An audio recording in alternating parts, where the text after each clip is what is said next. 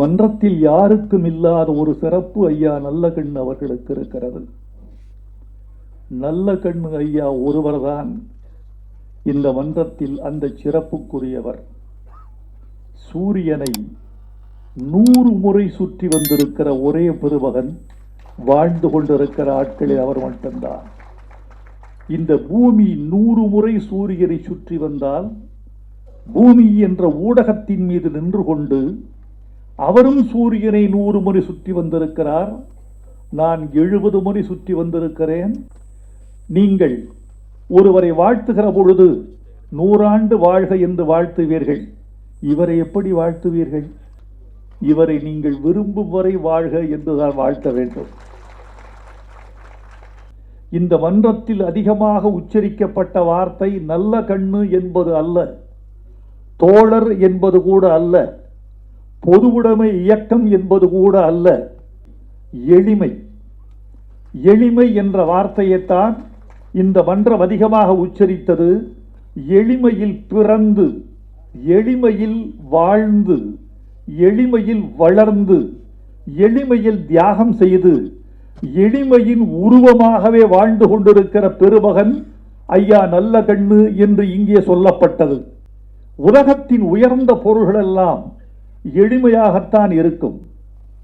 மனிதனுக்கு மிக முக்கியமான 3ஆம் தேவை உணவு, 2ஆம் பெருந்தேவை தண்ணீர், முதல் பெருந்தேவை காற்று. உலகத்தின் மிக முக்கியமான பொருள் காற்று என்றால் அதை போல் எளிமையானது ஒன்று உண்டா? நீங்கள் எது உங்கள் உயிருக்கு உத்தரவாதமானதோ, எது எங்கள் உயிரை புதுப்பித்துக் கொண்டே இருக்கிறதோ, எது இல்லாவிட்டால் நீங்கள் வாழ முடியாதோ, அந்த உயர்ந்த காற்று உங்கள் மூக்கின் தாழ்வாரத்தில் தானாக தவழ்ந்து கொண்டே இருப்பது நீங்கள் உள்ளிழுத்துக் கொள்வதற்கு வசதியாக என்றால் அந்த காற்றை போல் எளிமையானது ஏதாவது உண்டா? அந்த காற்றை போல் எளிமையானவர் ஐயா நல்லகண்ணு அவர்கள். உண்மையாக சொல்ல போனால் தோழர்களே, உப்புதான் உணவுக்கு மிக முக்கியம். அந்த சோடியம் தான் உடம்புக்கு மிக மிக முக்கியம். அது எளிமையானது. நாங்கள் கடலை காட்டுக்கு காவலுக்கு போவோம். இரவில் கடலை அவிப்போம். கடலையை எடுத்து ஒரு மண்சட்டியில் அவிப்போம். அப்படி அவிக்கிற பொழுது உப்பு கிடைக்காது, உப்பு இருக்காது. கடலை இருக்கும், அடுப்பு இருக்கும், மண்சட்டி இருக்கும், அவிக்கலாம், தண்ணீர் இருக்கும், உப்பு இருக்காது. அந்த உப்புக்கு மாற்று என்று கிராமத்தான் ஒன்று கண்டுபிடித்திருந்தான். அதுதான் தும்பை குழை. தும்பைய அப்படி உருவி, இலைகளை எப்படி உருவி அந்த வேகிற கடலையின் மீது போர்த்தி விட்டால், ஒரு அடுக்கு, ஒரு படலம் அப்படி போர்த்தி விட்டால் வேகிற கடலை அந்த உப்பை வாங்கி தனக்கு உப்பு எடுத்துக்கொள்ளும். உப்புக்கு மாற்று என்பது தும்பை குறை. கிராமத்தில் கம்யூனிஸ்ட் கட்சி காந்தி என்ற ஒரு உப்பை தேடியது. காந்தி என்ற உப்பு கம்யூனிஸ்ட் கட்சிக்கு கிடைக்கவில்லை. நல்லகண்ணு என்ற தும்பை குழைதான் அவர்களுக்கு கிடைத்தது. காந்தி இறந்த பொழுது ஐன்ஸ்டீன் சொன்னார், இப்படி ஒரு மனிதன் ரத்தமும் சதையும் எலும்புமாய் வாழ்ந்தான் என்பதை நாளைய உலகம் ஒப்புக்கொள்ளாது என்று சொன்னான். அடுத்த நூற்றாண்டில், இந்த நூற்றாண்டில் இப்படி ஒரு அரசியல்வாதி வாழ்ந்தான் என்பதை எதிர்கால தலைமுறை நம்பாது. இன்றைக்கு அரசியல் உலகத்தில் புதிதாக அரசியலுக்குள் நுழைகிறவர்கள் எப்படியெல்லாம் கருதுகிறார்கள் என்பதை என்னால் திட்டவட்டமாக சொல்ல முடியாது. ஆனால் காதுக்கு வருகிற செய்திகள் கவலை அளிக்கின்றன. ஒரே ஒரு செல்போன் முதலீடு, அது இருந்தால் போதும் அரசியலுக்கு. ஒரு 4 பேரின் அறிமுகம், 1,00,000 ரூபாய் செலவு செய்கிற ஒரு நண்பன், இப்படி இருந்தால் அரசியலுக்கு வந்து விடலாம் என்பது எழுதப்படாத புதிய இலக்கணமாக திகழ்ந்து கொண்டிருக்கிறது என்பதை பல பேர் அறிவீர்கள். இவர் பொதுச் செயலாளர், துணை செயலாளர் ஒருத்தர் இருக்கார்.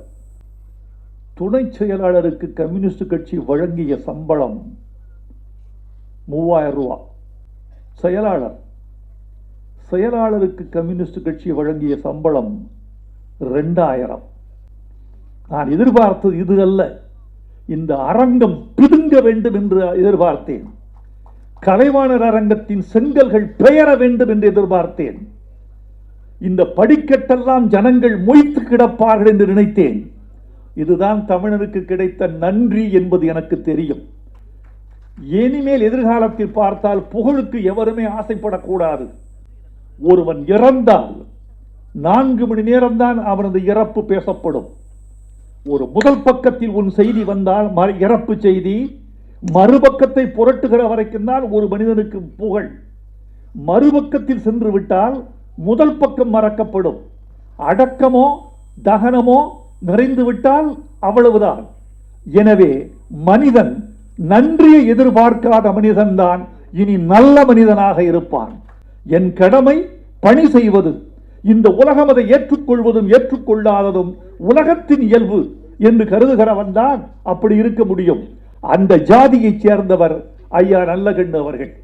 2000 ரூபாய் இவருக்கு, 3000 ரூபாய் துணை செயலாளருக்கு. காரணம், அவர் குடும்பத்தில் ஆட்களின் எண்ணிக்கை அதிகம். என் குடும்பத்தில் ஆட்களின் எண்ணிக்கையும் தேவையும் குறைவு. எனக்கு 2000 போதும், அவருக்கு 3000. இதுதாயா இந்த உலக கம்யூனிசம் சொன்ன ஒரே தத்துவம். இதுதான் தேவைக்கு வாழ்க்கை என்பதை தன் வாழ்க்கையில் கடைபிடித்தவர். லால் பகதூர் சாஸ்திரிக்கு சம்பளம் 25 ரூபாய். உத்தரப்பிரதேசத்தில் 25 ரூபாய் அவருக்கு சம்பளம். காங்கிரஸ் கட்சியில் ஒரு நண்பர் வந்தார், கடன் கேட்டு வந்தார், உயிர் நண்பர். அவருக்கு எனக்கு ஒரு 50 ரூபாய் கடன் கிடைக்குமா என்று கேட்டார். இல்லை, என் வீட்டுக்கு சம்பளம் 25 ரூபாய், என் மனைவி அதை கையாளுகிறாள், என்னிடம் பணம் இல்லை என்றார் லால் பகதூர் சாஸ்திரி. மனைவி உள்ளே போனார், 50 ரூபாய் எடுத்துக்கொண்டு வந்து அவருக்கு கொடுத்தார். கொடுத்தவுடன் அவர் பெற்றுக்கொண்டு நன்றி என்று போய்விட்டார். பகதூர் கேட்டார், என்னம்மா 25 ரூபாய் எனக்கு ஊதிய வருகிறது, 50 ரூபாய் எப்படி நீ கடன் கொடுத்தாய்? உண்மையாக என்னிடத்தில் இல்லை, உன்னிடத்தில் இருக்கிறது என்பதும் எனக்கு தெரியவில்லை, எப்படி 50 ரூபாய் கொடுத்தாய்? அந்த 25 ரூபாயில் மாதம் 5 ரூபாய் மிச்சம் செய்தேன், அதிலிருந்து கொடுத்த காசைத்தான் உங்கள் நண்பருக்கு கொடுத்தேன். நேர கட்சி ஆபீஸுக்கு போனார் லால் பகதூர். இதுதான் கிளைமாக்ஸ். செயலாளர் கூட சொன்னார், என் குடும்பத்துக்கு எவ்வளவு தருகிறீர்கள் மாதம்? 25 ரூபாய். தயவு செய்து 5 ரூபாயை குறைத்துக் கொள்ளுங்கள். என் மனைவி 20 ரூபாயில் குடும்பம் நடத்தக்கூடிய வித்தையை கற்று வைத்திருக்கிறாள். எனவே 5 ரூபாய் என்பது ஆடம்பரம். அந்த ஆடம்பரத்தை என் மனைவிக்கு நான் தருவதற்கு தயாராக இல்லை. 20 ரூபாய் போதும், அதுவே என் குடும்பத்துக்கு மாத செலவு என்று சொல்லி 5 ரூபாயை குறைத்து 20 ரூபாய் பெற்றுக்கொண்டவர் லால் பகதூர் சாஸ்திரி. அதற்கு பிறகு என் துணை செயலாளருக்கு 3000, எனக்கு 2000 என்று சொன்ன 2வது லால் பகதூர் சாஸ்திரி நம்முடைய நல்லகண்ணு ஐயா அவர்கள். நடிகர் திலகம் சிவாஜி கணேசன் அவர்களை பார்த்து கேட்டேன், உங்களுக்கு எது தெரியுமா சிறந்த பேரு? உங்கள் நடிப்பல்ல, உங்களுடைய சிறப்பு அதல்ல. உங்களுக்கு சிறந்த பேரு கூட்டு குடும்பத்தை எப்படி நடத்துகிறீர்கள் என்பதுதான் உங்களுக்கு சினிமாவில் மிகப்பெரிய பேரு. சொல்லுங்க, ஒரு கூட்டு குடும்பத்தின் வெற்றி என்பது என்ன என்று கேட்டேன். அது வேற ஒன்றும் இல்லை ராஜா, ஒரு குடும்பம் எவனால சாப்பிடுதோ, எவன் சம்பாரிச்சு போடுறானோ அவன் தன்னாலதான் இந்த குடும்பம் சாப்பிடுதுங்கிறத மறந்துடணும். கூட்டு குடும்பத்தின் வெற்றி இதுதான். ஒரு கட்சியின் வெற்றியும் அதுதான். என்னால் தான் இந்த கட்சி, என் தியாகத்தால் தான் இந்த கட்சி என்பதை தியாகம் செய்பவன் மறந்து விடுகிறான். அப்படி தன் தியாகத்தையே மறந்து சராசரி மனிதனாக தன்னை காட்டிக் கொண்டிருக்கிற பெருமகன் நம்முடைய ஐயா நல்லகண்ணு அவர்கள் என்று சொல்ல வேண்டும். கம்யூனிஸ்ட் கட்சி மட்டும் தடை செய்யப்பட்டாராவிட்டால் 67இல் திமுகவுக்கு பதிலாக கம்யூனிஸ்ட் கட்சிகள் தான் ஆட்சி ஏற்றிருப்பார்கள். கம்யூனிஸ்ட் தான் தமிழ்நாட்டை ஆண்டிருக்கும். இந்த கருத்தில் எனக்கு சின்ன வயதிலிருந்து ஒரு அழுத்தம் திருத்தமான நம்பிக்கை இருக்கிறது. கம்யூனிஸ்டுகளை வாங்கி திராவிட இயக்கம் வளர்ந்தது. எம்ஜிஆர் சொன்னார், எனக்கு என் பதவிக்கு ஒரு நாற்காலி இருக்கிறது, அந்த நாற்காலிக்கு 4 கால்கள் இருக்கின்றன, இந்த 4 கால்களில் ஒரு கால் பட்டுக்கோட்டை கல்யாண சுந்தரம் கொடுத்த கால். பட்டுக்கோட்டை கல்யாண சுந்தரம் என்ற பொதுவுடைமை கவிஞன் எழுதிய பாட்டு என்னை இந்த நாற்காலியில் அமர்த்தி வைத்தது என்று எம்ஜிஆர் சொன்னார். ஒரு மேடையில் நண்பர் 100 ஆண்டு வாழ வேண்டும் என்று வாழ்த்தினேன். எனக்கு பிறகு ஜெயகாந்தன் வாழ்த்த வந்தார். வைரமுத்துவுக்கு பெரிய மனது, 100 ஆண்டு வாழுங்கள் என்று வாழ்த்தினார். அவருக்கு ஒன்று சொல்லிக் கொள்ள வேண்டும் என்று ஆசைப்படுகிறேன். 100 ஆண்டு வாழ்வது என்பது எவ்வளவு கஷ்டம் தெரியுமா? இதை தயவு செய்து நீங்களும் யோசித்து பார்க்க வேண்டும்.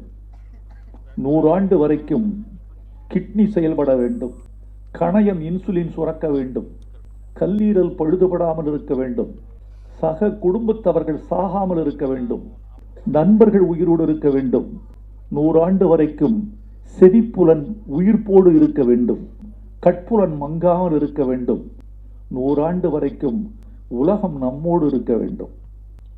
இத்தனை நிபந்தனைகள் இருந்தால்தான் ஒருவர் 100 ஆண்டு வாழலாம்.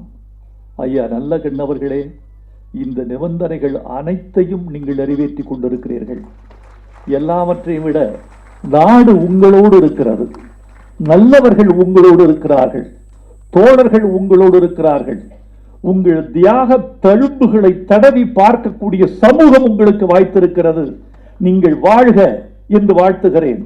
எதுவரைக்கும் அல்ல, நான் முன்னால் சொன்ன வரைக்கும் நீங்கள் எதுவரைக்கும் விரும்புகிறீர்களோ இந்த சமூகத்தில் வாழலாம் என்று இந்த சமூகத்துக்கு எவ்வளவு தகுதி இருக்கிறதோ அதுவரைக்கும் நீங்கள் வாழ வேண்டும் என்று வாழ்த்தி விடைபெறுகிறேன். நன்றி, வணக்கம்.